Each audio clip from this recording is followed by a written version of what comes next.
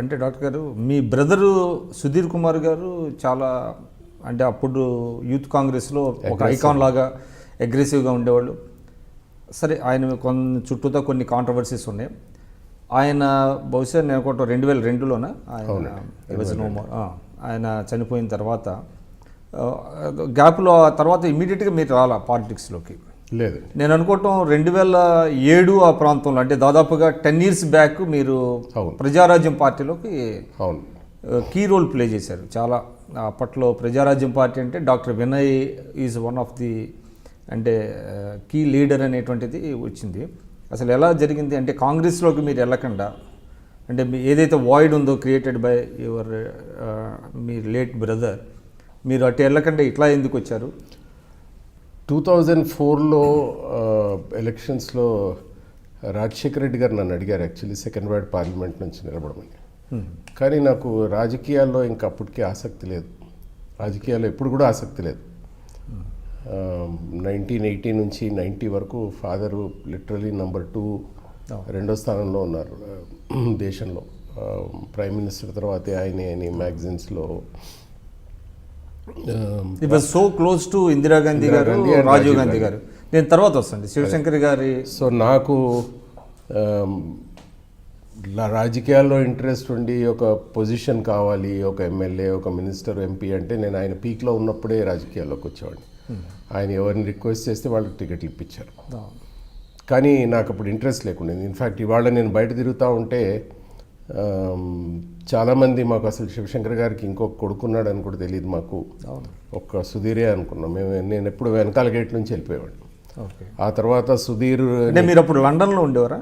లేదు, అంటే 80 to 90 నేను ఎంబీబీఎస్, ఎంఎస్ అంతా. ఎంఎస్ నాకు 88లో గోల్డ్ మెడల్ నాకు. ఎక్కడండి? ఉస్మానియా మెడికల్. ఉస్మానియా. సో అది 90 వరకు నేను ఇక్కడే ఉన్నా. 91లో సుధీర్ కిడ్నాప్ అయ్యాడు. అవును, నక్సలైట్స్ కిడ్నాప్ అయ్యారు. అయ్యాక ఇంట్లో సెక్యూరిటీ చాలా పెరిగిపోయి నాకు కొంచెం స్టిఫ్లింగ్ అట్మాస్ఫియర్ అయిపోయి నేను బయటకు వెళ్ళి ఉన్నా కొన్ని రోజులు. అంటే సఫకేటింగ్గా ఫీల్ అయ్యి అంటే చాలా ఎక్కువ సెక్యూరిటీ అయిపోయి. సో అంటుంది ఏంటంటే పడేది కాదు. దాని తర్వాత నేను ఇంగ్లాండ్ వెళ్ళిపోయాను కొన్ని రోజులు. టాటా మెమోరియల్ హాస్పిటల్ బాంబేలో పనిచేసి అక్కడ నుంచి ఇంగ్లాండ్ వెళ్ళి, ఇంగ్లాండ్లో ఈ సర్జికల్ గ్యాస్ట్రోఎంట్రాలజీ, లాప్రోస్కోపిక్లో ఫెలోషిప్ చేసి వచ్చి నేను 97లో రిటర్న్ వచ్చి అపోలో హాస్పిటల్ వాళ్ళు వచ్చి జాయిన్ కమ్మంటే అక్కడి నుంచి నేను స్టార్ట్ చేశాను. అయితే జరిగింది ఏంటంటే నేను హాస్పిటల్లో పనిచేస్తున్నప్పుడు జనరల్ వార్డులో యూజువల్గా ఈ బడుగు బలహీన వర్గాలే ఉండేవారు. అండ్ వాళ్ళ ప్రాణం ఉట్టి అపోలో హాస్పిటల్లోనే రక్షింపబడుతుంది అని వస్తుంటారు వాళ్ళు. అండ్ అంటే బెస్ట్ క్యూర్ అనేది అక్కడ ఉంటుంది, ఒక బ్రాండ్ నేమ్ ఉండింది అపోలోకి. అయితే అక్కడ 1,00,000-1,50,000 బిల్ అవుతే వాళ్ళు, నేను అబ్జర్వ్ చేసింది ఏంటంటే ఇంట్లో ఏదైనా అమ్మే కట్టేవారు. వాళ్ళ భార్య నగలే కానీ, ల్యాండే కానీ అమ్మేసే ఆ డబ్బులు కట్టడం జరిగేది. నేను ఇంకో 20-30 వేలు వేస్తే దానికి అదనంగా ఇంకేదన్నా అమ్మే కట్టాల్సిన పరిస్థితి ఉండేది వాళ్ళకి. ఓకే. సో నేను వీలైనంత వరకు నేను ఎప్పుడు నా ఫీజు ఛార్జ్ చేసేవాడిని కాదు. నా వంతు సమాజానికి ఇది అని నెలకి 20-30 కేసులు ఫ్రీగా చేసేవాడిని నేను.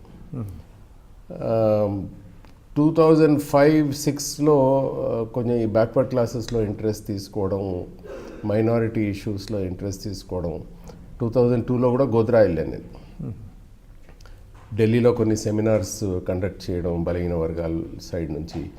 ఇవన్నీ ఈ అంబేద్కర్ ఇదంతా చూసినప్పుడు వీళ్ళందరూ ఒక ఓట్ బ్యాంక్ అయ్యారు అన్నది ఒక నిర్ధారణకు వచ్చాను.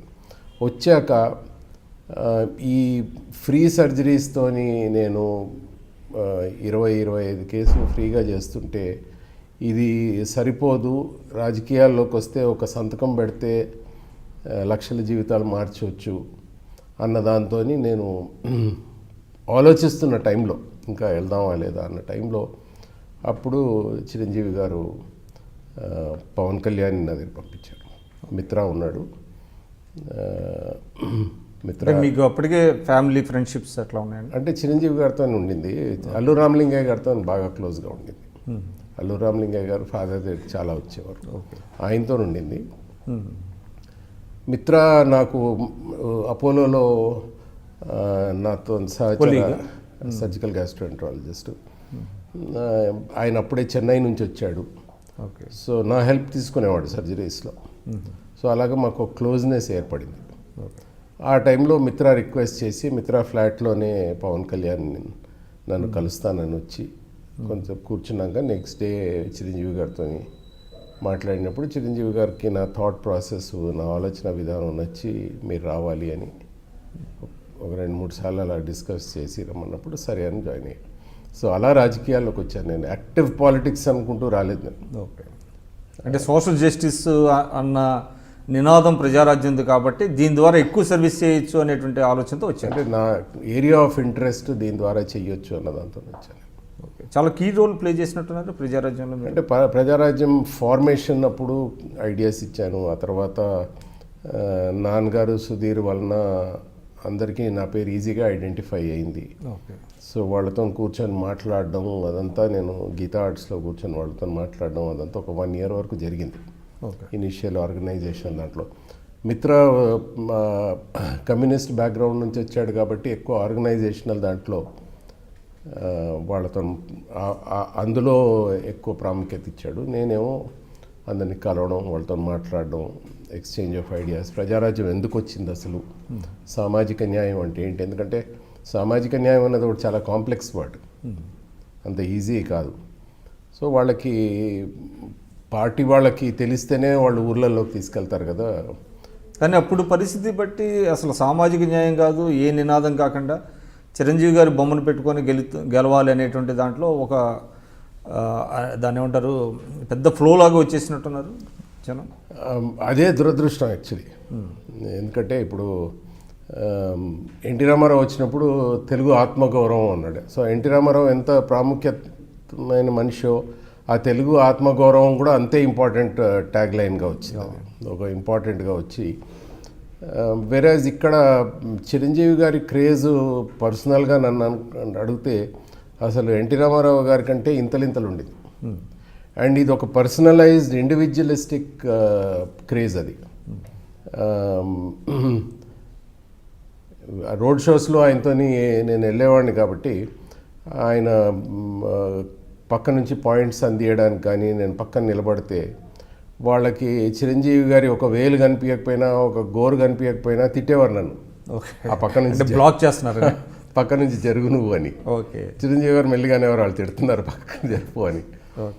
అలాగే మీరు స్టేజ్ మీద చూసుకుంటే కూడా ఎవరు ఏం వినేవారు కాదనుకుంటా. ఆయన అదో పెద్ద డ్రాబ్యాక్ అయిపోయింది. ఆయన యాక్చువల్లీ ఆలోచన విధానం ఏంటి, రాజకీయంగా ఎందుకు వచ్చారు చూడటానికి వచ్చేవాళ్ళు జనం. అంతే, వచ్చి వాళ్ళు అరుపులు అరిచేవారు.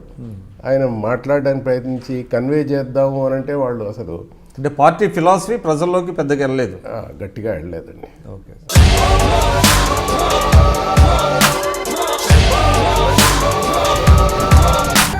ఫోటోలో ఉన్న వ్యక్తి ఎవరమ్మా? మీ ఆయన చనిపోయారా? అయ్యో, ఎక్కడ పడితే అక్కడ ఏది పడితే అది వాగుతున్నాడని పోలీసులు నగర బహిష్కరణ చేశారండి. మొదటి భార్యని చేసుకున్నాక పిల్లలు పుట్టలేదని రెండో పెళ్లి చేసుకున్నారు. ఆవిడకి పుట్టలేదు. మూడోసారైనా తగులుతుందనుకున్నా, తనకే పుట్టలేదు. ఆయన దగ్గర బాణం ఉంది కానీ దానికి పదును లేదురా.